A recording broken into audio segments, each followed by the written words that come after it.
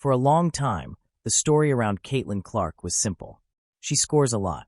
She shoots from absurd distances. She breaks records that were never supposed to be touched. That version of the conversation is over. Because somewhere along the way, Caitlin Clark stopped being evaluated purely as a basketball player and started being treated like something else entirely. Not by fans, not by media personalities chasing clicks, but by the systems that decide where attention flows. And that shift didn't happen with a buzzer beater. It didn't happen with a championship ring.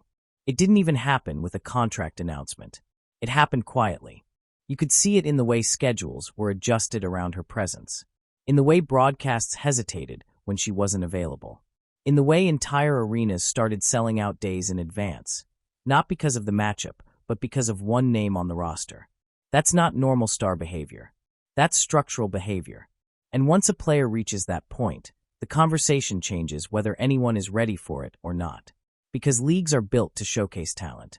They are not built to reorganize themselves around one person. Yet that's exactly what started happening. Early on, people tried to frame Caitlin Clark's rise through familiar language. Once in a generation. Generational scorer. Face of the future.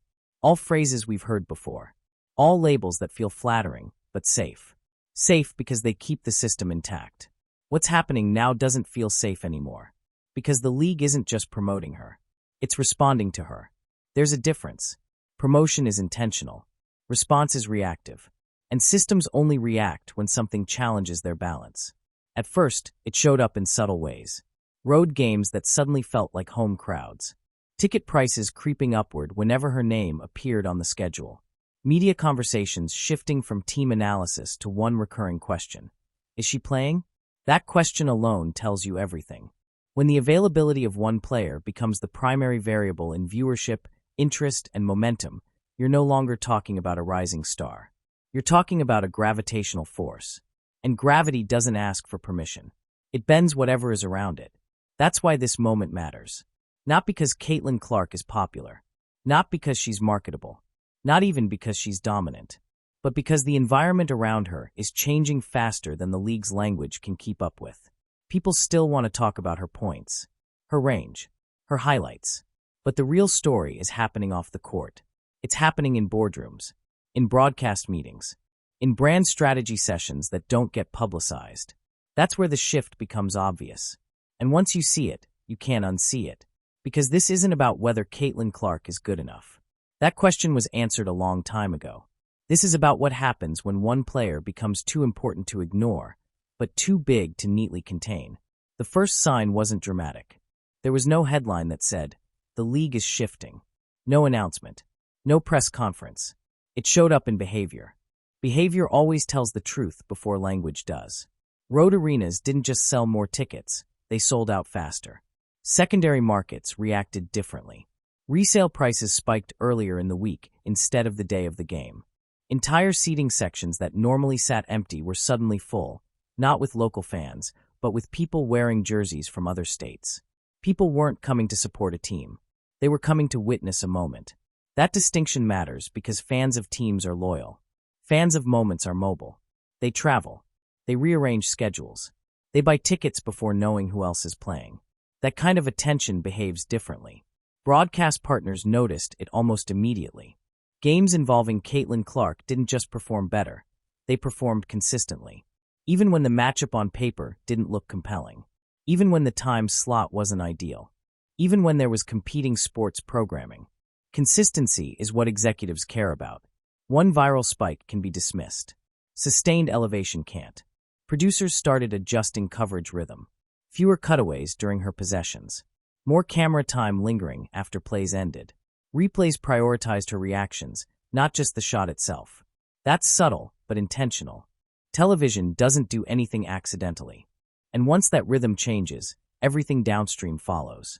Commentary shifts. Storylines narrow. Graphics are redesigned.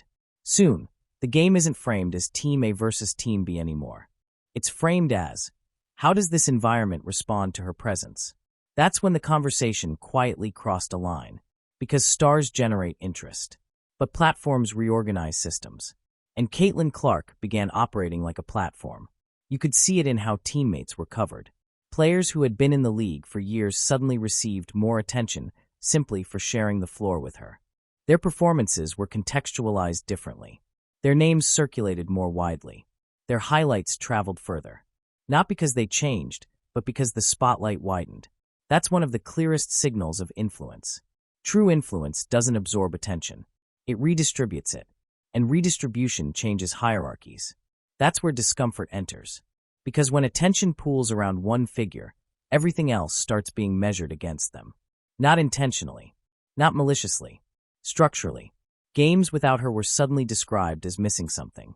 Ratings discussions included her absence as a caveat. Momentum narratives hinged on her availability. None of this required anyone to say it out loud. The system said it for them. And systems are rarely gentle when they adjust. This is where the WNBA found itself in unfamiliar territory. Not because it lacked talent, not because it lacked stars, but because it hadn't experienced this type of gravitational pull before. Caitlin Clark's appeal wasn't confined to women's basketball spaces. NBA players talked about her unprompted. NFL audiences recognized her name.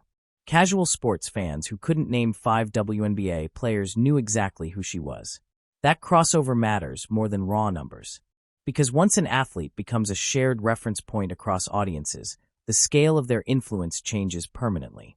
They stop being part of a niche conversation and start anchoring a broader one. And that's where timing becomes everything. Women's basketball is in a moment of expansion. Infrastructure is stronger. Visibility is higher. Cultural openness is wider than it's ever been. Caitlin Clark didn't just arrive during that window. She fit it perfectly. That alignment is rare. Talent alone doesn't create it. Timing alone doesn't create it. But when they intersect, acceleration happens. And acceleration doesn't ask for patience. It forces decisions. That's why this phase of her rise feels different from typical stardom. She isn't rushing. She isn't everywhere. She isn't chasing exposure. Her appearances are measured. Her partnerships are selective. Her messaging is controlled. That restraint isn't hesitation. It's leverage. Leverage changes everything. It allows you to choose timing, to choose platforms, to choose when to speak, and when silence speaks louder. And Caitlin Clark has been accumulating that leverage quietly. That's why the conversation around her feels heavier now. Not louder, heavier. Because influence compounds while hype spikes and fades. And what she's building doesn't look like a moment anymore. It looks like a foundation. Here's where things move out of the public eye. Because fans react emotionally. Media reacts narratively. But brands react strategically. And brands don't chase highlights. They chase trajectories. Nike, in particular, has a long memory. They don't move fast for no reason. And they don't commit early unless they see something that can scale. Their history is filled with examples of patience first, amplification later. They didn't rush Michael Jordan. They didn't rush Serena Williams. They didn't rush LeBron. They watched how gravity formed around them. With Caitlin Clark, that same pattern quietly began to repeat. Early on, the partnership was treated like just another endorsement, a smart bet on a rising star. But behind the scenes, the thinking was already different. Because what Nike saw wasn't just performance. They saw convergence. Men's basketball fans were paying attention. Women's basketball fans were locked in. Casual sports viewers recognized the name. Non-basketball audiences were becoming familiar with her story. That kind of overlap is incredibly rare. Most athletes dominate one lane. Very few pull multiple lanes into the same space at the same time. When that happens, brands stop thinking seasonally. They think structurally. Because that type of attention doesn't just sell products. It creates reference points. It gives people a name to anchor conversations to. It simplifies narratives in a way that makes expansion possible. Caitlin Clark wasn't just drawing eyes. She was organizing them. That's the difference between popularity and platform. Platforms don't exist to be admired. They exist to be built on. And once Nike recognized that, the approach changed. This wasn't about attaching a logo to a hot moment. It was about aligning with something that could redefine the frame. That's why her rise feels measured rather than explosive. No rushed saturation. No overexposure. No frantic rollout. Everything feels intentional. Because people who are building something durable don't rush the foundation. What's interesting is how this contrasts with the way most athletes are handled. The typical cycle is loud, fast, and front-loaded. Big push. Big moment. then a gradual fade as the next name comes along. Caitlin Clark's curve looks different. Slower, steadier, more controlled. That control is what creates leverage. Leverage isn't about money at first. It's about choice. Choice over timing. Choice over partnerships. Choice over narrative. And once an athlete gains that, the power dynamic shifts. The league still provides the stage. But the center of gravity no longer belongs exclusively to it. That's where institutional tension begins. Because leagues are designed to elevate stars, but also to distribute attention evenly enough to protect the whole ecosystem. When one figure begins pulling too much weight, the balance feels threatened. Not intentionally, not maliciously, structurally. And structures always resist rapid change before they adapt to it. This is where Caitlin Clark's presence starts to create friction without her doing anything at all. She isn't demanding anything. She isn't forcing narratives. She isn't positioning herself against the league. She's simply outgrowing the original frame. That's uncomfortable for systems that were built with different assumptions. The WNBA wasn't designed around the idea that one player could carry crossover influence at this scale. Not yet. The infrastructure is still catching up. The language is still adjusting. And when systems lag behind reality, tension fills the gap. You can feel it in the conversations. Is this healthy? Is this sustainable? What does this mean for everyone else? Those questions aren't about her. They're about control. Because once attention reorganizes itself, decision-making has to follow. Marketing priorities shift. Broadcast emphasis changes. Strategic planning adapts. And none of that happens overnight. Which is why this phase feels unstable. Not broken, transitional. And transitions are always messy before they become clear. From the outside, Caitlin Clark's rise can look deceptively straightforward. Records broken. A packed arena. A viral highlight. Another sold-out game. But what's happening beneath the surface tells a very different story. Because for someone with this much attention, the expectation is usually acceleration. More appearances. More endorsements. More noise. More access. That's the script most stars are pushed into almost immediately. Caitlin Clark hasn't followed it. And that's not an accident. Her schedule is controlled. Her partnerships are selective. Her public messaging is restrained. In an era where visibility is often confused with value, that restraint stands out. People assume hesitation when they see pacing. But pacing is often a sign of leverage. When you don't need to rush, it means you're not chasing relevance. It means relevance is already chasing you. This is where many observers get it wrong. They expect dominance to look loud. They expect influence to announce itself. But the most durable power in sports has always moved quietly at first. Michael Jordan didn't build Jordan brand by oversaturating early. Serena Williams didn't dominate culture by saying yes to everything. LeBron James didn't rush his ecosystem before it was ready. They waited until the infrastructure could support the scale. Caitlin Clark appears to be doing the same.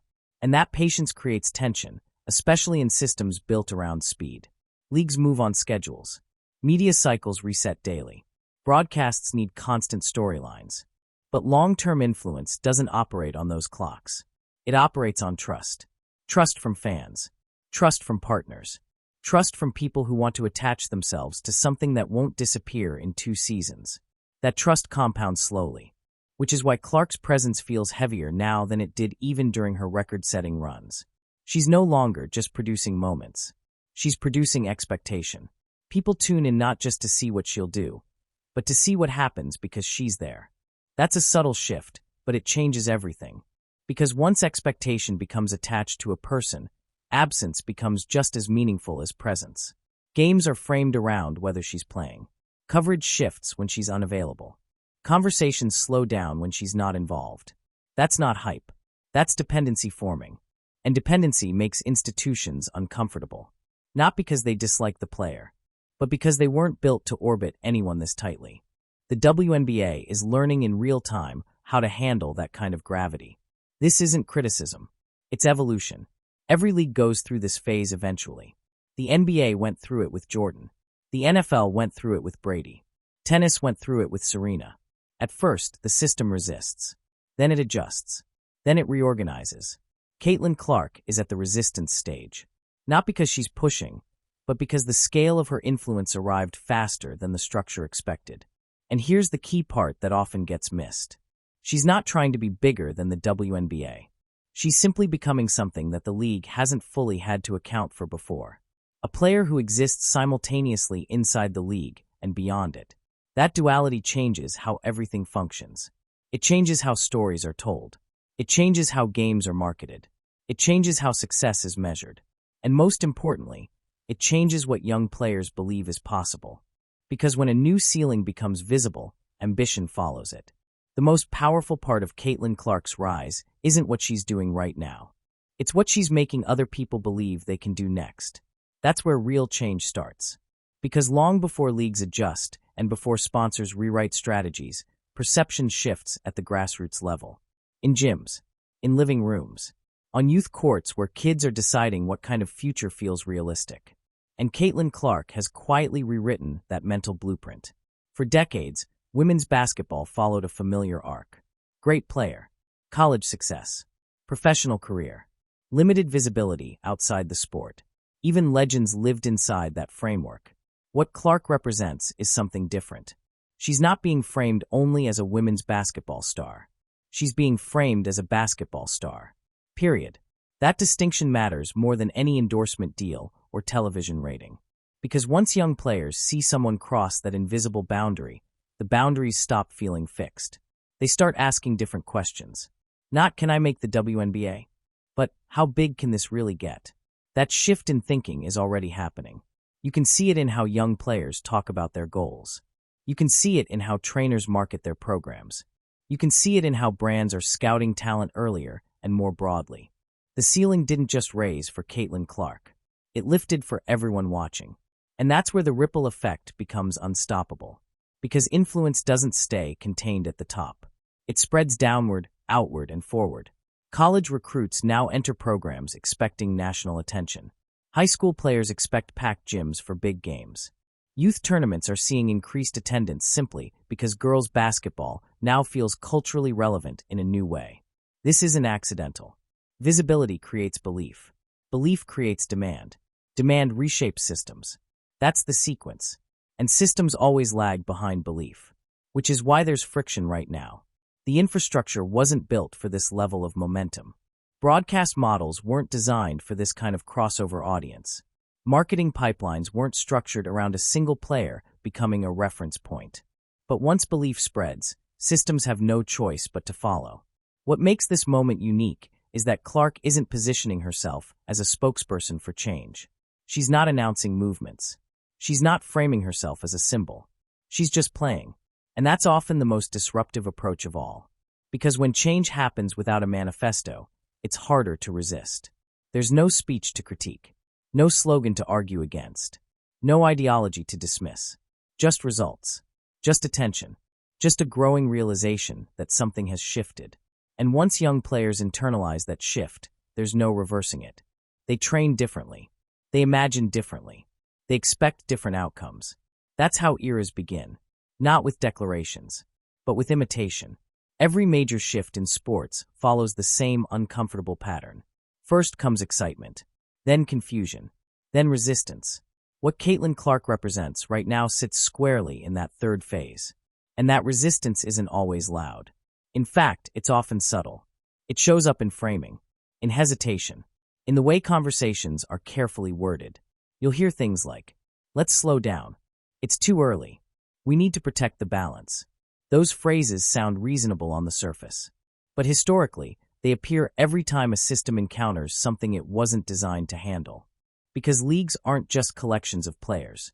They're ecosystems, broadcast contracts, revenue sharing, marketing hierarchies, narrative balance. And when one player begins to bend those structures, tension is inevitable. This isn't about jealousy. It isn't about resentment. It's about control. Systems prefer predictability. Stars like Caitlin Clark introduce volatility.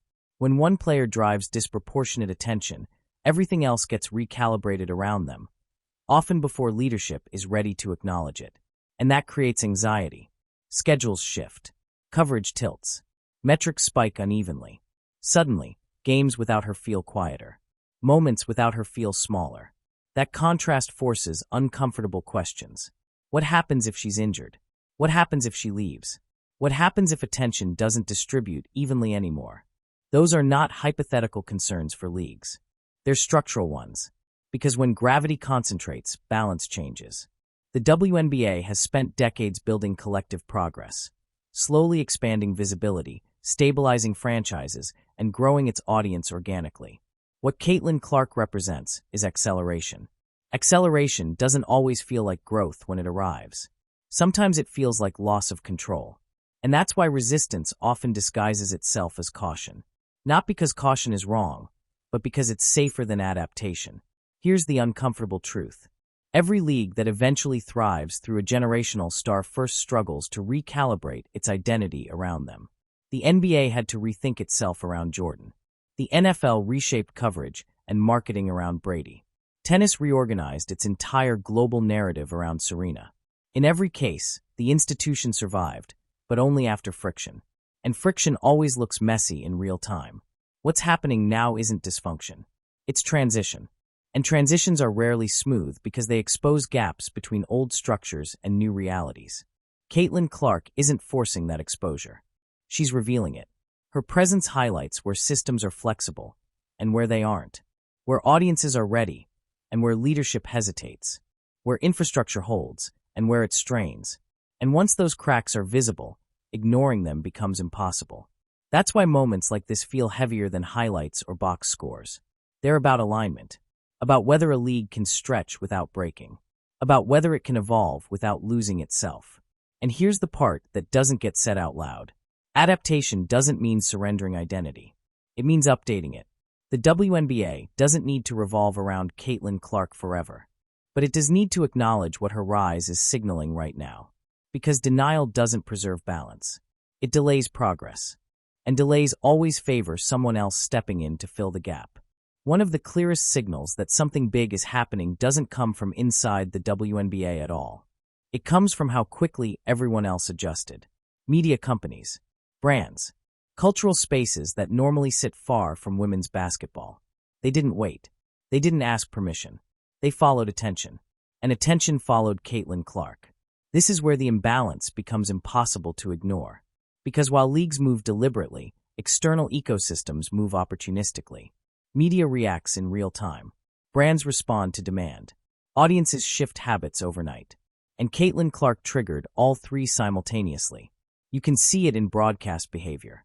Networks now frame games around her presence before tip-off. Pre-game segments stretch longer when she's playing. Graphics change. Storylines adjust. Even when the language stays neutral, the emphasis tells the real story. This isn't favoritism. It's response. Because coverage follows where audiences go. And audiences are going where she is. Brands followed even faster. Not just basketball brands. Lifestyle brands. Tech platforms. Global companies that typically avoid women's sports unless there's proven crossover. They didn't wait to see how things settled. They recognized a convergence point. Men's basketball fans paying attention. Women's basketball fans already invested. Casual sports viewers leaning in. New audiences discovering the sport for the first time. That overlap is rare. And when it appears, speed matters. Brands that hesitate lose relevance. Brands that move early define the narrative. That's why Caitlin Clark's partnerships feel measured but expansive. She's not everywhere. But when she appears, it's intentional. And intention signals longevity. This is where pressure quietly builds on the league itself. Because when external forces start shaping perception faster than internal governance, the center of gravity shifts. The WNBA still controls competition, but it doesn't fully control conversation anymore. And that's a new dynamic. Social media doesn't wait for league messaging. Podcasts don't wait for press releases. Global audiences don't wait for official narratives. They engage where the story feels most alive. Right now, that story is Caitlin Clark. And that creates a fork in the road. One path is integration, recognizing the moment, aligning infrastructure, building systems that can support this level of attention without distorting the league's values. The other path is resistance, downplaying the shift, spreading focus evenly despite uneven demand, hoping momentum stabilizes on its own. History shows which path works. Leagues that integrate grow. Leagues that resist eventually react, usually under pressure. And pressure is already forming. Because when the outside world moves faster, expectations rise faster too. Fans expect better access. Sponsors expect measurable impact. Media expects clarity. Silence doesn't slow that process. It accelerates speculation. And speculation fills gaps quickly. What makes this moment delicate is that Caitlin Clark isn't demanding change. She's not issuing statements. She's not pushing agendas. She's not calling for restructuring.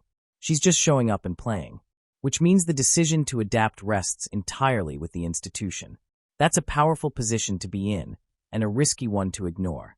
Because when the outside ecosystem reorganizes first, the inside eventually has to catch up. And catching up is always harder than moving together. Every league eventually reaches a moment where the question stops being what is happening and becomes what do we do about it. That's where the WNBA is now. Not because of controversy, not because of conflict, but because of scale. Caitlin Clark has reached a level of influence that forces decisions, even when no one wants to say that out loud yet. This is the part of the story where eras are quietly chosen. There's a difference between growth and transformation. Growth can be managed incrementally. Transformation demands structural change. And what makes this moment difficult is that transformation doesn't announce itself with alarms or deadlines. It creeps in through numbers, through viewership spikes, through ticket demand, through how conversations shift when one name is mentioned. At some point, neutrality becomes a choice, and choices create outcomes. The league now sits at a crossroads that every major sports institution eventually faces. Do you redesign the system to accommodate a new center of gravity?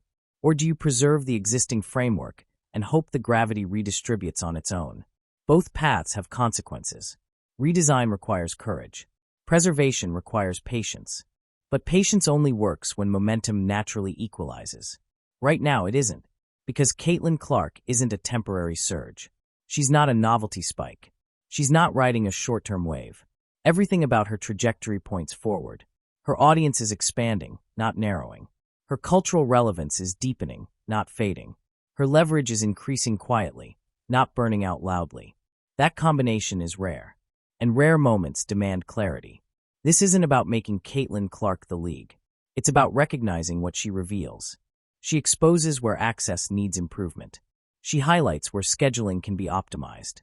She shows where storytelling resonates most powerfully. Ignoring that information doesn't protect the league. It wastes it, and wasted information always benefits someone else. Here's the part that often gets overlooked. Adaptation doesn't mean abandoning balance. It means redefining it. True balance doesn't require equal attention. It requires equitable opportunity. And opportunity grows fastest when attention is acknowledged, not suppressed. The WNBA has an opportunity to build something rare, a league that evolves with its generational figures instead of around them after the fact. That requires trust. Trust in the audience. Trust in the infrastructure. Trust that elevating one doesn't diminish the rest. Because historically, the opposite happens. When stars elevate the platform, everyone standing on it rises too, but only if the platform is reinforced. This is why the next few seasons matter more than the last few years combined. They will determine whether this moment becomes a foundation or a fracture, whether Caitlin Clark becomes a bridge to the next era, or a stress test the league barely survives. And here's the quiet truth. The decision doesn't need to be dramatic. It doesn't require press conferences or declarations. It shows up in priorities, in scheduling choices, in broadcast emphasis, in resource allocation, in how the league listens to what the audience is already saying. Because the audience has already voted. With attention, with time, with emotion. Those are the most valuable currencies in sports. Most athletes are remembered for what they did. A few are remembered for what changed because they existed. That's the distinction Caitlin Clark is now approaching.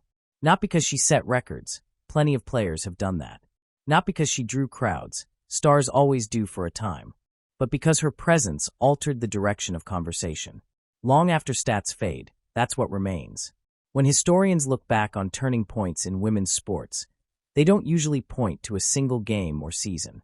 They point to moments where the trajectory subtly shifted, when the scale expanded, when expectations recalibrated, when ceilings quietly lifted. This feels like one of those moments. Caitlin Clark didn't arrive to a vacuum. She arrived to a sport already growing, already fighting for space, already pushing forward.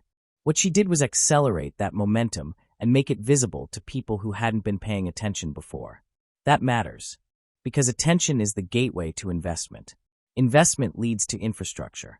Infrastructure creates sustainability. This is how sports evolve, not through sudden revolutions, but through compounding visibility. Clark's influence doesn't live only in arenas or ratings. It lives in youth participation numbers that will rise over the next decade. In media executives who now see women's basketball as a reliable property, not a risk. In young athletes who no longer see their ambitions as niche.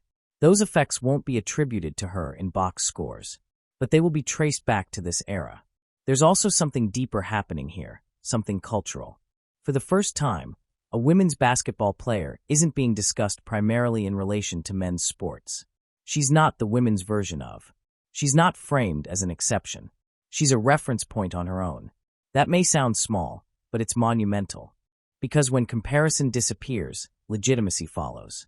And legitimacy is what sustains interest after novelty fades. This is why Caitlin Clark's rise doesn't feel fragile. It feels structural. It's built on consistency, on repeatability, on audiences who come back even when the highlight doesn't break records. That's influence, not fame. And influence is what reshapes institutions. The WNBA will continue. It will grow. It will adapt. But it won't look the same after this period. Not because of conflict. Not because of disruption. But because the boundaries have already moved. Once people see what's possible, they don't unsee it. Once a league experiences this level of attention, it doesn't go backward, it recalibrates. Caitlin Clark may never claim responsibility for that shift. She doesn't need to. History doesn't require permission. It simply records outcomes. And the outcome here is clear. Women's basketball is no longer asking to be included. It's asserting relevance. And Caitlin Clark didn't start that movement, but she became its clearest signal. This isn't the end of her story. It's the beginning of the phase where her impact extends beyond her own career. Beyond seasons. Beyond contracts. Beyond the league itself. Years from now, this moment won't be remembered for controversy or debate. It will be remembered as the moment the frame broke. The moment women's basketball stopped fitting neatly into expectations and started rewriting them. And that's what turning points do. They don't announce themselves. They reveal themselves slowly, until suddenly, everyone realizes things will never feel the same again. Every era has a moment where the conversation changes. Not loudly, not with an announcement, but with a quiet realization that things aren't going back to how they were. That's where we are now. Caitlin Clark didn't just arrive and dominate. She arrived and shifted the frame. She forced people to rethink what women's basketball could command, who it could reach, and how big the ceiling actually is. And once that ceiling moves, everything underneath it changes too. The WNBA isn't being replaced. It's being challenged to grow into what it's already becoming. Broadcast partners will adjust. Marketing strategies will evolve. Front offices will rethink how stars are supported, protected, and showcased. Not because they're told to, but because the data is impossible to ignore. This isn't about one player carrying a league. It's about one player proving that the audience is already there, waiting, and that realization ripples outward. You'll see it in contracts that look different 5 years from now, in expansion conversations that suddenly feel urgent, in young players who enter the league expecting visibility, not hoping for it. Those shifts don't happen overnight, but they start with moments exactly like this one. And here's the part people underestimate most. Caitlin Clark doesn't need to be bigger than the WNBA for any of this to matter. She simply needed to stretch the frame enough that it could never shrink back. That's already happened. Whether she stays her entire career in the league, whether she becomes the face of global basketball, whether she expands into spaces that haven't even opened yet, the impact is already locked in. The conversation changed. The expectations changed. The audience changed. And once those three things move together, there's no rewind button. This isn't hype. This is momentum. And momentum doesn't ask for permission. It just keeps going. So the real question now isn't how big Caitlin Clark will become. It's how ready the sport is to keep up with what she's already set in motion. Because the next phase won't be about proving she belongs. That part is done. The next phase is about legacy. Not the kind written in record books, but the kind written into systems, structures, and opportunities that outlast careers. That's how true impact works. Quiet at first, then obvious, then permanent. And if you want to stay ahead of where women's basketball, sports media, and power are actually moving, not where headlines say they are, but where the real shifts are happening, this is the kind of story you need to be watching closely. So if this breakdown gave you a new perspective, if it made you rethink what you're seeing on the court, and if you want more deep dives like this that go beyond surface-level takes, hit subscribe, because the next story is already unfolding, and most people won't understand it until it's too late. Stay locked in.